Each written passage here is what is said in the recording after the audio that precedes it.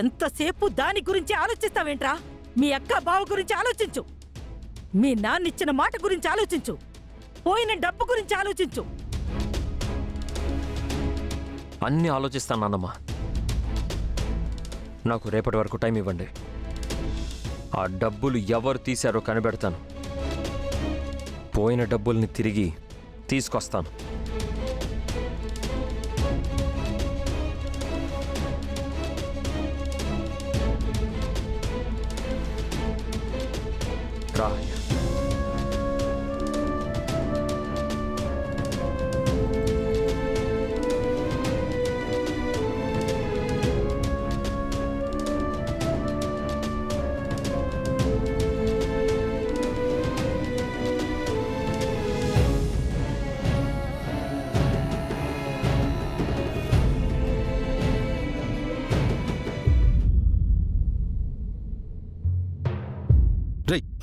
రా.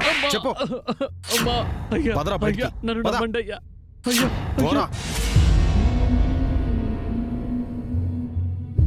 ఆ 10 లక్షలు మీరేమైనా చూసారా? పోయిన 10 లక్షలు నేనే దొంగతనం చేశాను అంటుంది.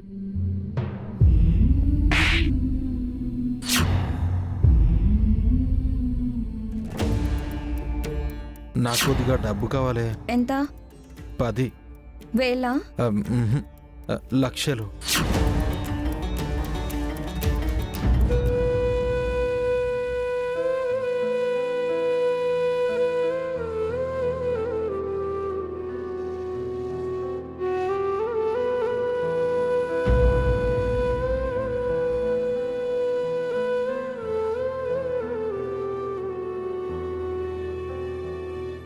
ఏంటా ఉందికా, ఇంకా నిద్రపోలేదా? యాండి, మిమ్మల్ని ఒక మాట అడుగుతాను, నిజం చెప్తారా? నేను నిజం చెప్తున్నానండి.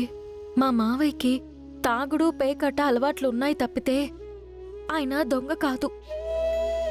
ఎప్పుడైనా 50 100 కావాల్సొస్తే నాకు అమ్మమ్మకి తెలియకుండా తీసుకున్నా తర్వాత నిజం చెప్పేవాడు.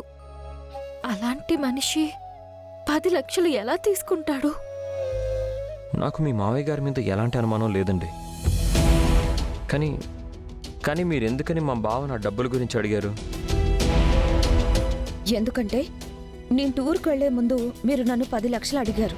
నేను తిరిగి రాగానే 10 లక్షలు కనిపించకుండా పోయాయి.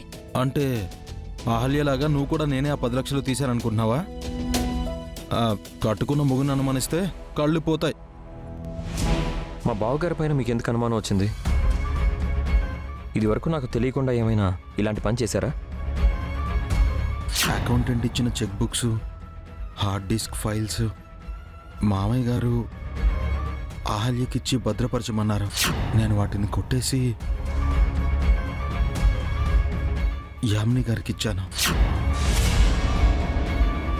అప్పుడు ఆ యామిని అడిగిందని ఇంట్లో ఉన్న డాక్యుమెంట్స్ తీసుకెళ్లి ఆవిడకిచ్చారు కదా? అది మీ చెల్లెలి కోసం చేశాను. శ్రావ్య కాపురం చక్కబడాలని చేశాను. అందులో నా స్వార్థమే ఉంది. చెప్పు. చెప్పండి. సరైన సాక్ష్యం లేకుండా మీరు ఈ పని చేయరని నాకు తెలుసు. మా బావని ఎందుకు అడిగారు? పెద్ద కారణం సాక్ష్యం ఏం లేదండి. ఆ డబ్బుల గురించి ఆయనకి తెలిసేమోనని అడిగాను. కానీ ఆయన అందరి ముందు అంత పెద్ద గొడవ చేస్తారని అనుకోలేదు. ఊరికి అనుమానిస్తే కోపం రాదా నాకు?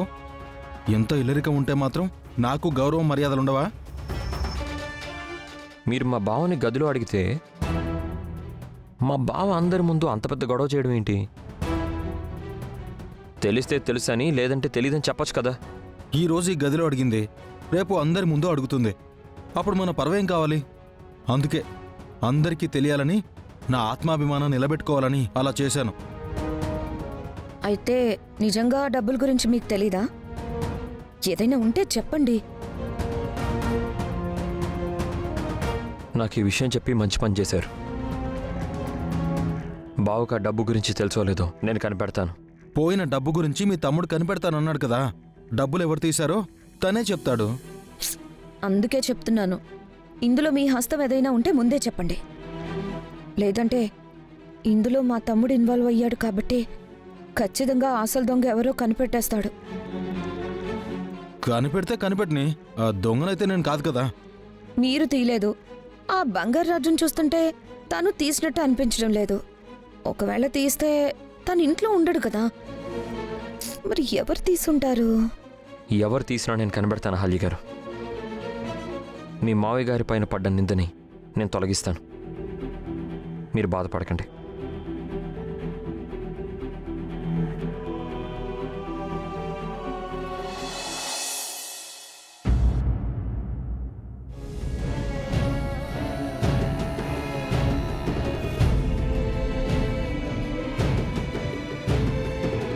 నానమ్మా, బావా, అక్క, నాన్న, అమ్మ అందరూ రండి.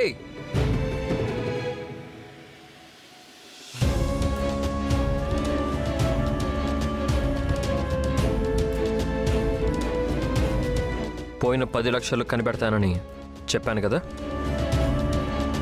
ఇవిగోండి.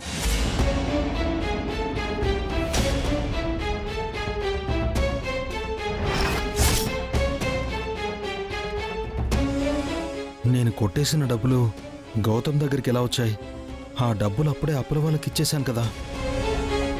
డబ్బులు ఎక్కడ దొరికాయి గౌతమ్? ఎవరు కొట్టేశారు?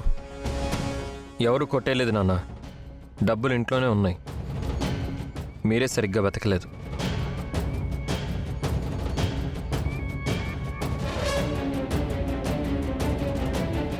చూసారా, డబ్బులు ఇంట్లోనే పెట్టుకొని ఈ అహల్య దురుద్దేశంతో మా ఆయన మీద నింద వేసింది.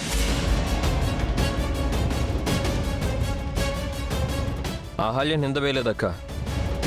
బావకి ఆ డబ్బుల గురించి తెలుసా అని మాత్రమే అడిగింది. ఆ మాటలకు అర్థమేంట్రా? ఆ డబ్బులు కార్తీక్ దొంగిలించాడనేగా? కాదు నాన్నమ్మ, మీరే పెడర్థాలు తీస్తున్నారు. మీరంతా కలిసి పాపం అనవసరంగా బంగారు రాజు గారి మీద నింద వేశారు.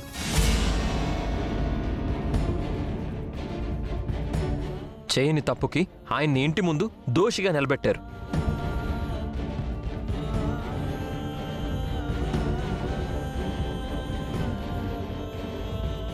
ఆయన వయసుకు కూడా గౌరవం ఇవ్వకుండా బావ ఆయన్ని కొట్టి తిట్టి ఇంట్లో నుంచి గెంటేశాడు.